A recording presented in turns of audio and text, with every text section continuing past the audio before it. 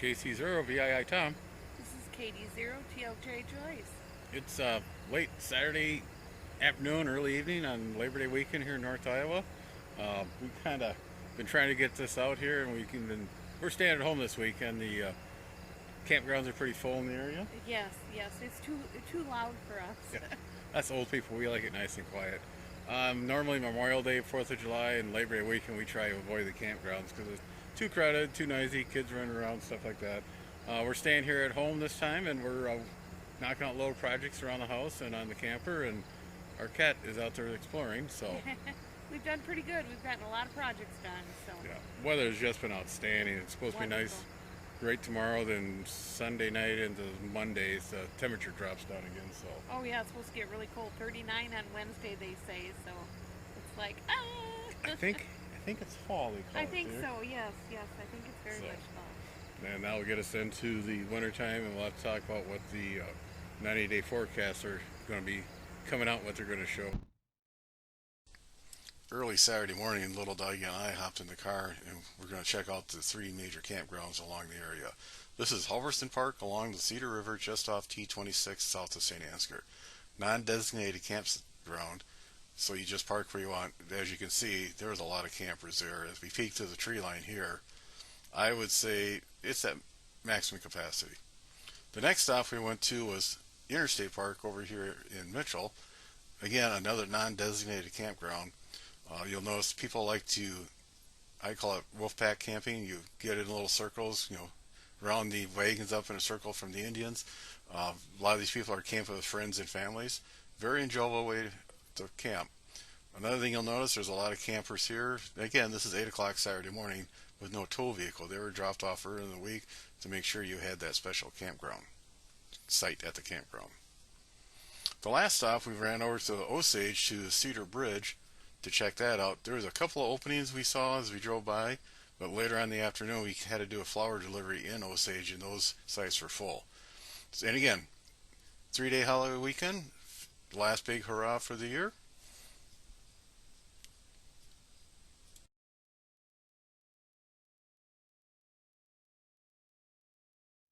Okay, it's Labor Day weekend, and a lot of people say Labor Day weekend is the unofficial end of the summer slash camping.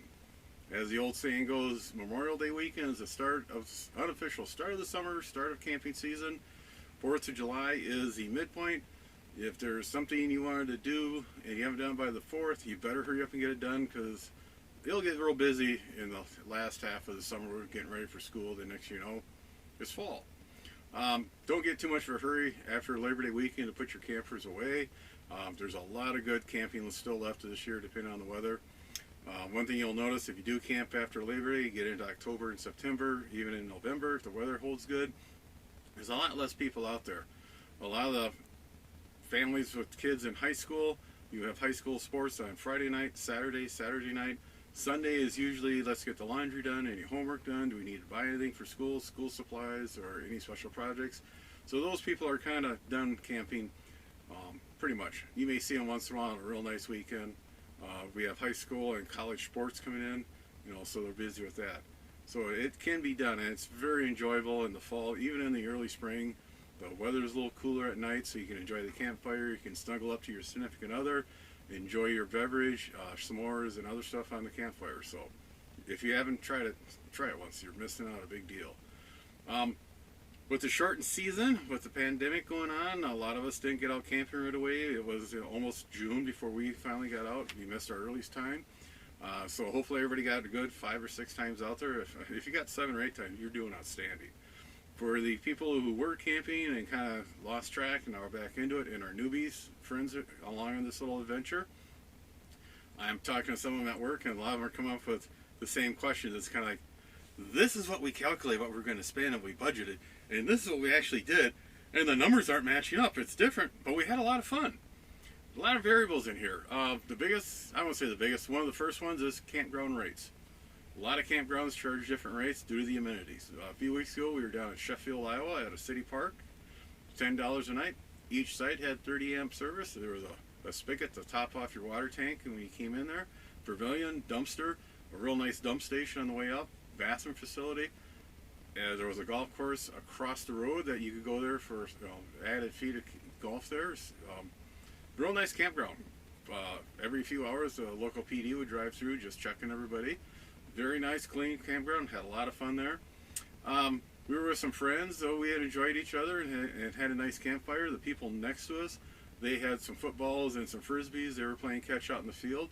On those campgrounds, you want to make sure you got something to keep yourself occupied and the kids occupied, so you're not going stir crazy. Probably the most we ever spent for a campsite was like $48, we'll say $50. But it was a real nice campground, very clean. Everything worked.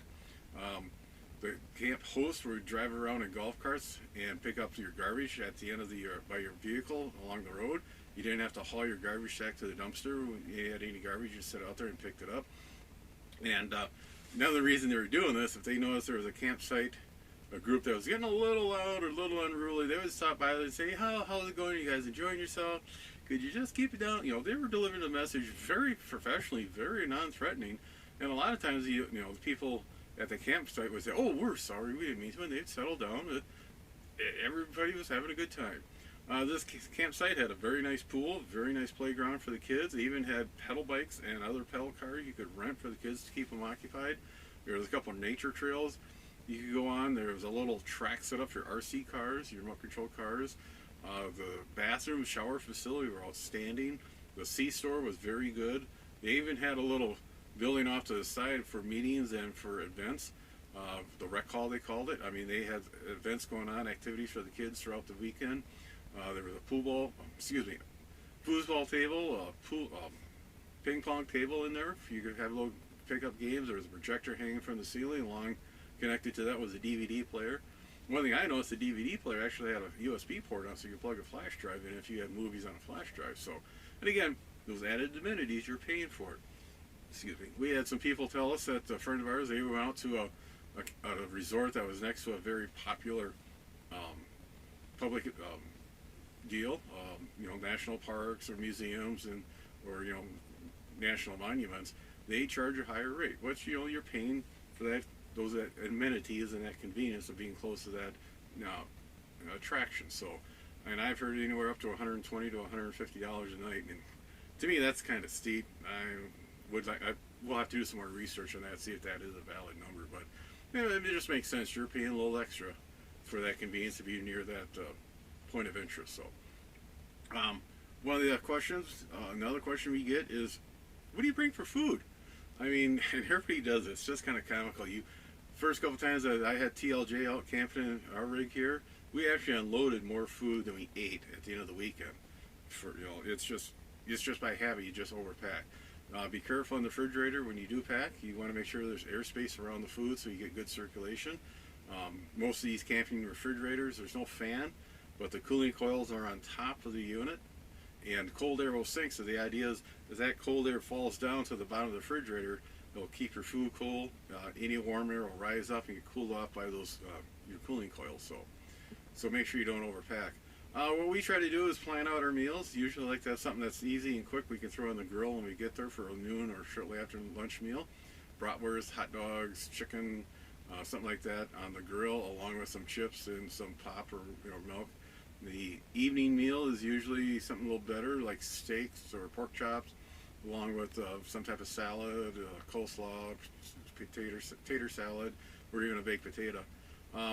Then breakfast, neither one of us are real big on breakfast. Give TLJ a plate full of fresh cut fruit, watermelons, cantaloupe, stuff with strawberries.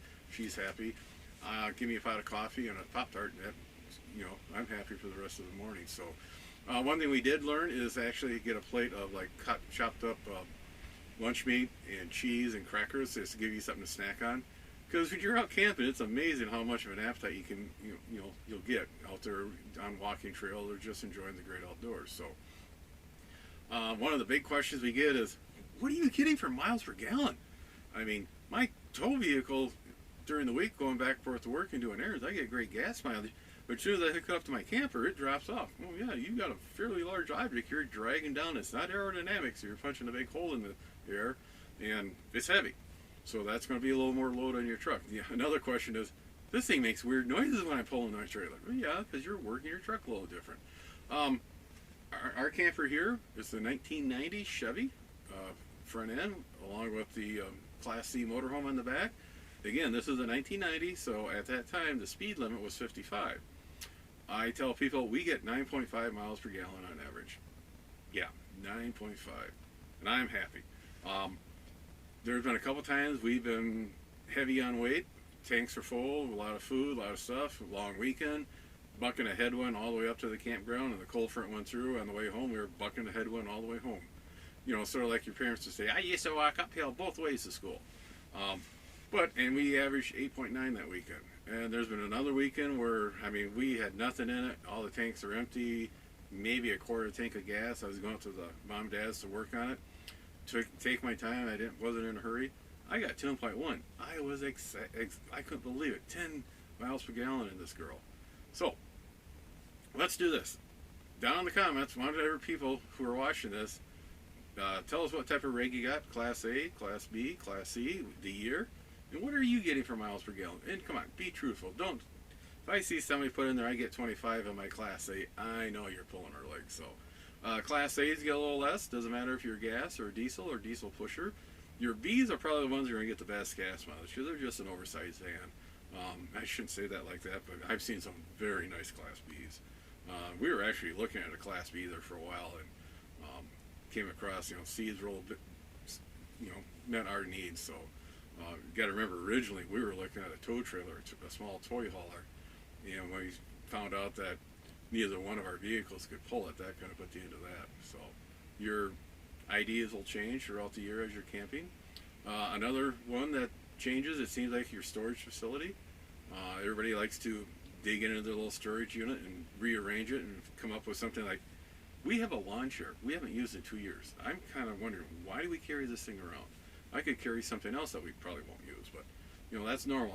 The other bays are pretty much, I have set up the way I like it. I can get the stuff. I know where everything's at, except for this one in the back. It's our biggest one, and it's just a nightmare. So again, that's going to be a long-term project, getting that settled down. So on that, enjoy the rest of the summer. There's still a lot of good camping out there. Let me know what you guys are getting for your gas mileage, what type of rig, and have you been to any place interesting this summer? On that, everybody, 7-3, have a safe summer. 7-3. Be sure to tell your friends, neighbors, other hams. Subscribe, hit that bell to get notification when new videos come out. Add comments below. 7-3, everybody.